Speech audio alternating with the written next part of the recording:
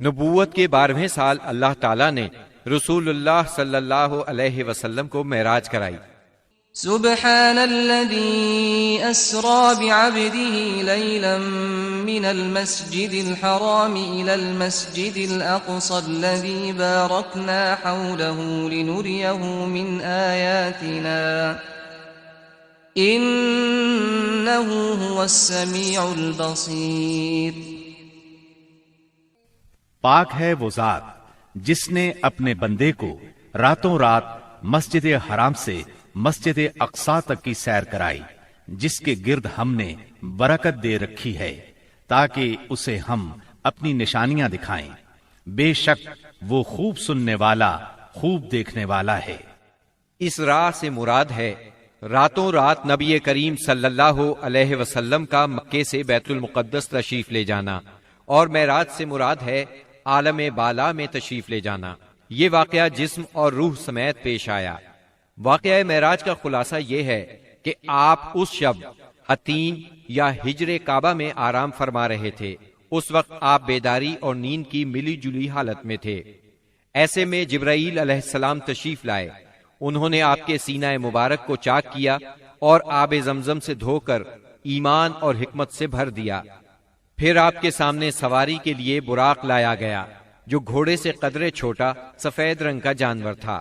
اس کی تیز رفتاری کی وجہ سے اسے براق کا نام دیا گیا۔ اس کا قدم جہاں تک نظر جاتی تھی وہاں پڑتا تھا۔ اس پر سوار ہو کر آپ بیت المقدس تشریف لے گئے، مسجد اقصی میں داخل ہوئے، 2 رکعت نماز ادا کی، اس میں تمام انبیاء کی امامت کرائی۔ پھر جبرائیل علیہ السلام آپ کے پاس 2 برتن لائے، ایک میں شراب تھی، دوسرے میں دودھ۔ آپ نے دودھ پسند فرمایا۔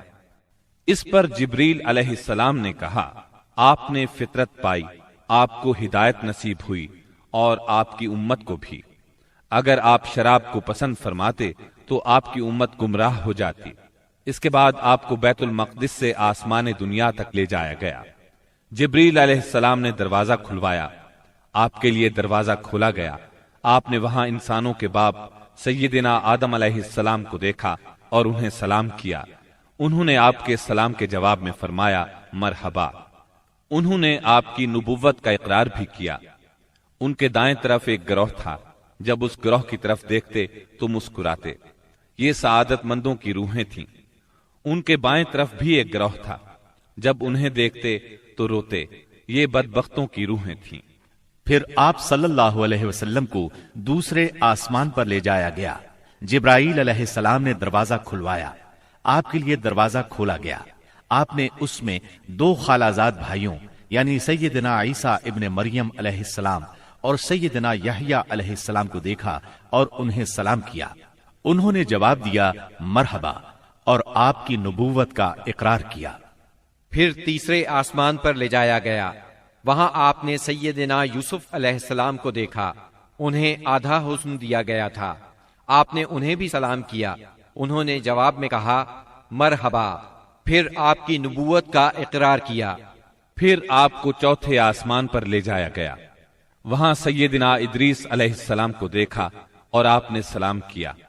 انہوں نے سلام کا جواب دیا مرحبا اور آپ کی نبوت کا اقرار کیا۔ پھر 5ویں آسمان پر لے جایا گیا۔ وہاں سیدنا ہارون علیہ السلام کو دیکھا اور انہیں سلام کیا۔ انہوں نے سلام کا جواب دیا مرحبا اور آپ کی نبوت کا اقرار کیا۔ پھر آپ کو 6 آسمان پر لے جایا گیا۔ وہاں سیدنا موسیٰ بن عمران علیہ السلام سے ملاقات ہوئی۔ آپ نے انہیں سلام کیا۔ انہوں نے جواب میں کہا مرحبا اور آپ کی نبوت کا اقرار کیا۔ اس کے بعد آپ کو 7ویں آسمان پر لے جایا گیا۔ وہاں آپ کی ملاقات ابراہیم علیہ السلام سے ہوئی۔ آپ نے انہیں سلام کیا۔ جواب میں انہوں نے کہا مرحبا اور آپ کی نبوت کا اقرار کیا۔ وہ اپنی پشت بیت معمور سے لگائے ہوئے تھے، جس میں روزانہ 70,000 فرشتے داخل ہوتے ہیں، اور وہاں ان کے پلٹنے کی باری نہیں آتی۔ پھر آپ کو سدرۃ المنتہا تک لے جایا گیا۔ اس کے پتے ہاتھی کے کان جیسے اور پھل بڑے کونڈوں یا ٹھیلوں جیسے تھے۔ پھر اس پر سونے کے پتنگے چھا گئے اور اللہ کے حکم سے جو کچھ چھانا تھا چھا گیا۔ اس سے وہ سدرہ یعنی بیری کا درخت تبدیل ہو کر اتنا خوبصورت ہو گیا کہ اللہ کی کوئی مخلوق اس کا حسن بیان کرنے کی تاب نہیں رکھتی۔ پھر آپ کو جبار جل جلالہ کے حضور لے جایا گیا اور آپ باری تعالیٰ کے اتنے قریب ہو گئے کہ 2 کمانوں کے برابر یا اس سے بھی کم فاصلہ رہ گیا۔ اس وقت اللہ نے آپ پر اور آپ کی امت پر دن رات میں 5 نمازیں فرض فرمائیں۔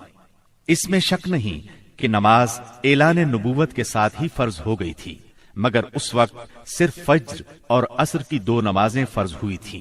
چنانچہ آپ بھی 2 نمازیں ادا فرماتے رہے اور مسلمان ہونے والوں کو بھی 2 نمازوں ہی کی تعلیم دیتے رہے، یہاں تک کہ اس موقع پر 5 نمازیں فرض ہوئیں۔ عقیدہ توحید کے بعد نماز ہی اسلام کا وہ پہلا عظیم رکن ہے جو مسلمانوں پر سب سے پہلے فرض ہوتا ہے اور سب سے آخر تک فرض رہتا ہے۔ نماز کی فرضیت صحت و بیماری، خوشی و غمی، سفر و حضر اور خوف و خطر غرض کسی بھی حالت میں مسلمان سے ساقط نہیں ہوتی۔ موسم، جگہ کی تبدیلی اور کوئی بیماری ایسی نہیں جس میں مسلمان کو نماز کی معافی ہو۔ نبی اکرم صلی اللہ علیہ وسلم نے فرمایا، نماز میری آنکھوں کی ٹھنڈک اور دل کا سرور ہے۔ پھر اسی رات نبی صلی اللہ علیہ وسلم مکہ مکرمہ واپس تشریف لے آئے۔ صبح ہوئی اور آپ نے اپنی قوم کو ان بڑی بڑی نشانیوں کی خبر دی جو اللہ جل شانہ نے آپ کو دکھلائی تھی، تو قوم کے جھٹلانے اور تکالیف پہنچانے میں اور زیادہ شدت آ گئی۔ کسی نے تالیاں بجا کر آپ کا مذاق اڑایا تو کسی نے حیرت اور انکار کے انداز میں اپنے سر پر ہاتھ رکھ لیا۔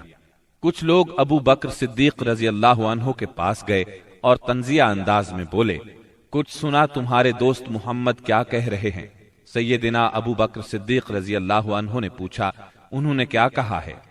جواب میں انہوں نے وہ سب کچھ دہرا دیا جو آپ نے بیان فرمایا تھا۔ اس پر سیدنا صدیق اکبر رضی اللہ عنہ نے فرمایا، اگر یہ باتیں آپ نے فرمائی ہیں تو بالکل سچ فرمائی ہیں۔ لوگوں نے کہا، گویا آپ ان کی تصدیق کرتے ہیں۔ جواب میں صدیق اکبر رضی اللہ عنہ نے عجیب بات فرمائی، کہنے لگے، میں تو اس سے بھی دور کی بات پر آپ کی تصدیق کرتا ہوں۔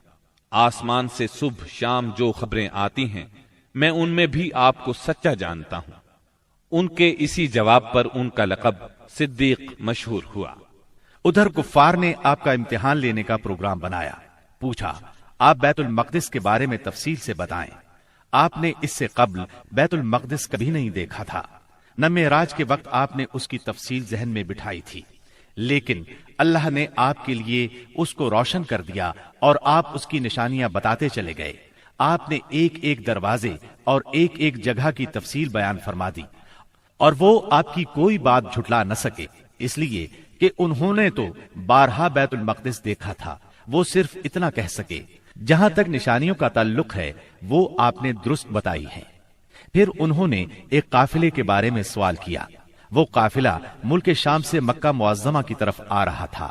آپ نے اس قافلے کے اونٹوں کی تعداد، قافلے کی دوسری تفصیل اور مکہ پہنچنے کا وقت اور جو اونٹ سب سے آگے آ رہا تھا اس کی مکمل خبر انہیں دے دی۔ پھر جو تفصیل آپ نے قافلے کی بیان فرمائی تھی وہ بالکل اسی کے مطابق مکہ معظمہ میں داخل ہوا، لیکن وہ ظالم پھر بھی آپ پر ایمان نہ لائے، اپنے کفر ہی پر ڈٹے رہے۔